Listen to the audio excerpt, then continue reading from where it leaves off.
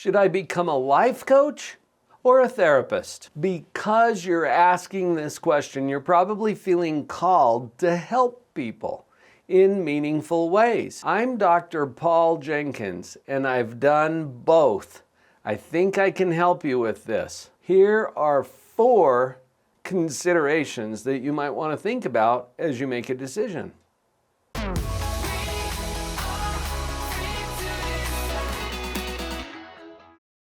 These considerations will make a little more sense if we talk about the spectrum or the continuum of mental health.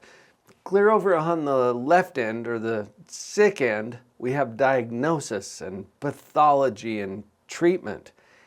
Well, what's at the other end of that mental health spectrum? Let's go to the middle first. The middle is not sick.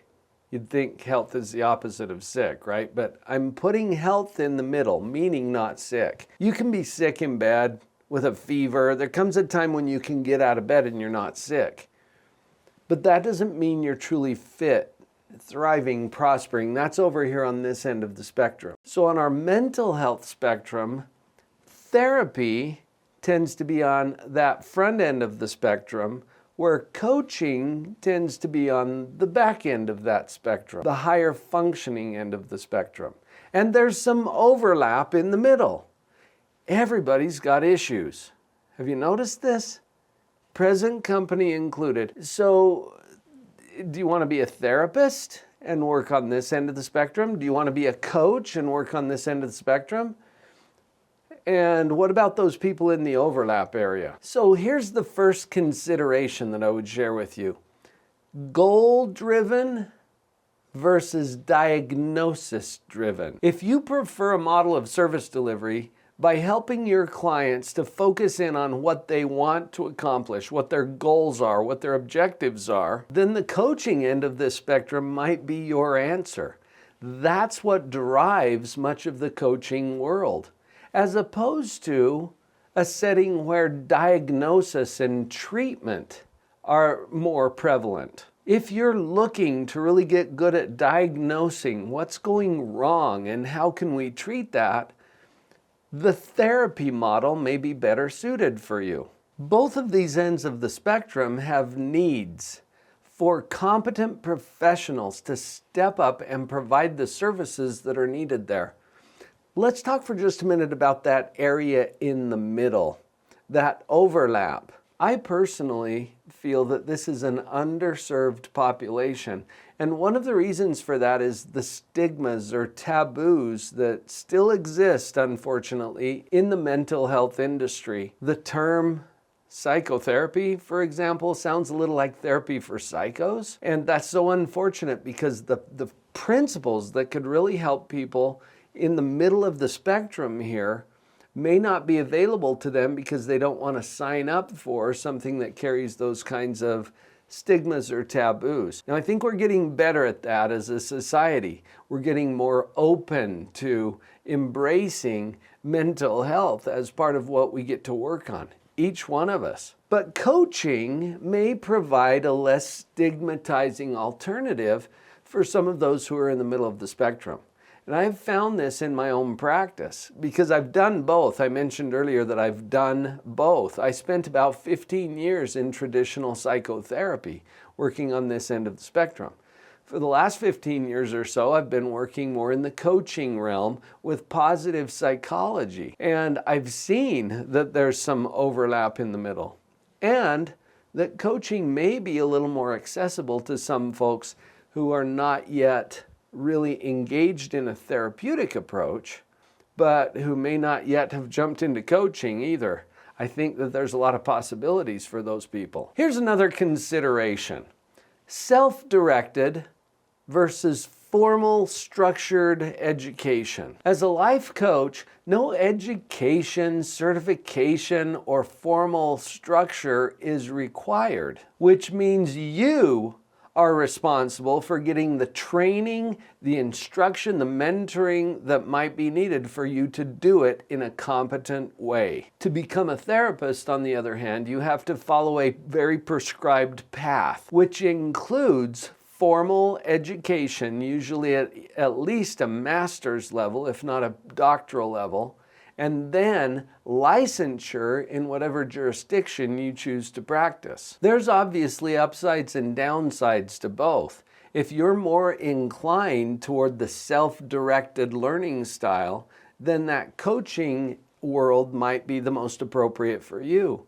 If you really thrive better in a structured educational environment and you have the ability or the resources to attend the university, get the degree, and complete your licensure, then that therapy area might be one that you would consider. I've got 2 more considerations for you. Before we jump into those, would you take a moment to subscribe to this channel? This is where you will get additional information that will help you to make decisions like the one that you're considering right now. Here's another consideration for you. In the world of therapy, there's a focus on past and history, understanding why we do what we do, and coming up with some treatment strategies based on our understanding. In the coaching world, it's more of a present and future focus. So without so much attention to the past, we may want to understand the past, but our focus becomes more on where we are now and how we can get to where we want to go. Now for this 4th consideration, I'll share a little bit of my personal journey with you, because when I was practicing traditional psychotherapy, I was busy. I was booked out solid for months. I had a waiting list, and I was experiencing negative cash flow for 2 quarters in a row. Now, I don't know how you do your math and accounting, but to me, that's not sustainable. So I knew that I needed to find something different.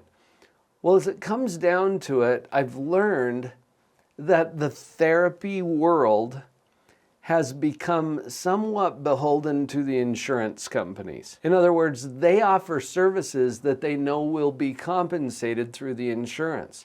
This also requires a diagnosis to be rendered and a competent clinical professional providing the services, meaning you have to go through the schooling and the licensure and everything to be able to practice that. I had done that. I had a PhD in clinical psychology. Well, I still do have that PhD, but at the time, I was paying for the opportunity to provide services.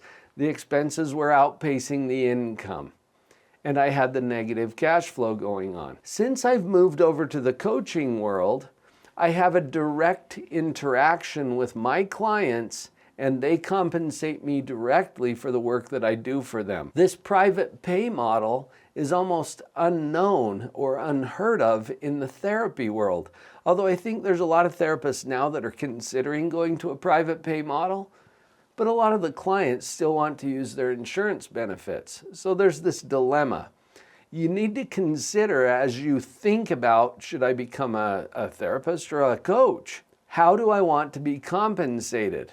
And do I want to go through a third-party insurance pay kind of a model, or a private pay, directly interact with my clients kind of a model that we have in coaching? For me, it's been much more profitable and easier to make a living doing what I feel called to do in the coaching world than it was in the therapy world because of that consideration. I've thrown a lot at you here in a short video, but maybe this will give you a sense of some of the considerations that might drive that decision for you.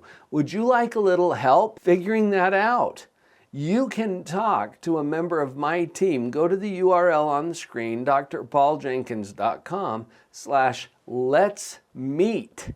All one word, and we'll get you into a complimentary strategy session where we can help you think through this and maybe identify some of those next steps for you to move forward.